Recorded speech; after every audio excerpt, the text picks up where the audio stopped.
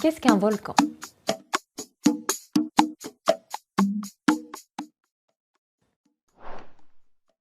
On pourrait comparer la structure de la Terre à celle d'une pêche avec un gros noyau. La peau très fine et la surface sur laquelle nous vivons. On l'appelle la lithosphère. Elle est constituée de roches solides, compactes et difficilement déformables. Cette peau est toute craquelée, elle est même scindée en plusieurs morceaux à la façon d'un puzzle. Chaque pièce du puzzle est ce qu'on appelle une plaque tectonique. Les pièces du puzzle ne sont pas très bien ajustées entre elles. Elles peuvent se déplacer un peu et même parfois se chevaucher. C'est ce qui mène notamment à la dérive des continents.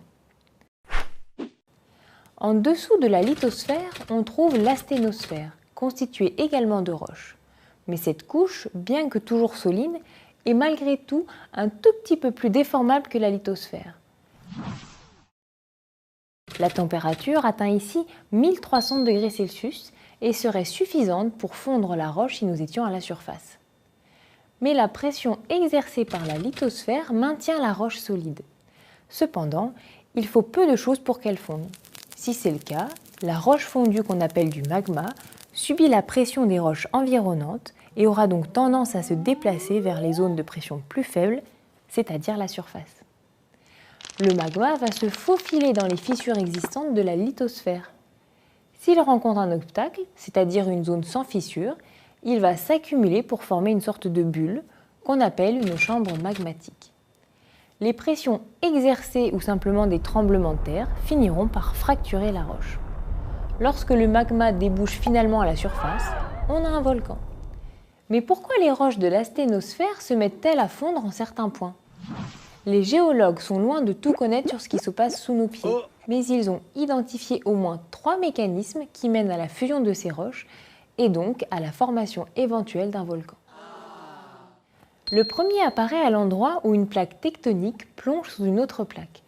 Elle s'enfonce dans l'asténosphère et si c'est une plaque océanique, donc couverte par un océan, elle amène aussi de l'eau et du gaz carbonique, ce qui suffit à modifier les propriétés de la roche et à la faire fondre.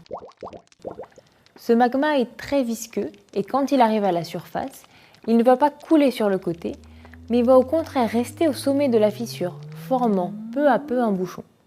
Du coup, le magma sous le bouchon, poussé par la matière qui continue à monter de la zone de chevauchement des plaques, voit sa pression augmenter. Finalement, le bouchon sautera dans une gigantesque explosion, envoyant dans toutes les directions des roches et des cendres à une vitesse pouvant atteindre plusieurs centaines de kilomètres par heure. C'est lors d'une éruption de ce type que la montagne Pelée détruisit la ville de Saint-Pierre en Martinique en moins d'1 minute. Une autre éruption célèbre de ce type est celle du Vésuve en l'an 79 qui entraîna la destruction de Pompéi. Le deuxième mécanisme apparaît aux endroits où, à l'inverse du cas précédent, les plaques tectoniques s'éloignent l'une de l'autre. Dans l'espace ainsi créé, la lithosphère est plus fine et plus fragile, et en dessous, la pression diminue et les roches du manteau fondent. Le magma formé de cette façon est toujours très visqueux, mais plus fluide que dans le cas précédent. En atteignant la surface, il est encore suffisamment liquide pour être repoussé de part et d'autre de la fissure et s'écouler sur les flancs du volcan sous forme de lave. La plupart de ces zones de séparation des plaques sont au fond des océans, et ce type de volcan est assez rare en surface, avec tout de même quelques exceptions, comme par exemple en Islande.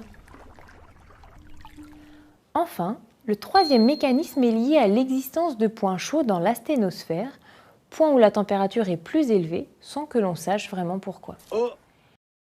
Les roches fondent pour former un magma relativement fluide, comme dans le cas précédent, et l'on a donc en surface un volcan avec de la lave qui s'écoule. Ces points chauds sont disséminés à la surface du globe, dans les continents et au fond des océans. Au fur et à mesure que la lave s'accumule, les volcans sous-marins peuvent finir par émerger, formant ainsi une île volcanique, comme par exemple l'île de la Réunion ou l'archipel d'Hawaï. Ces 3 mécanismes donnent une image très simplifiée du volcanisme.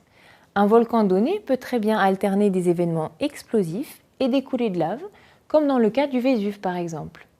Et il existe sans doute encore d'autres mécanismes à découvrir.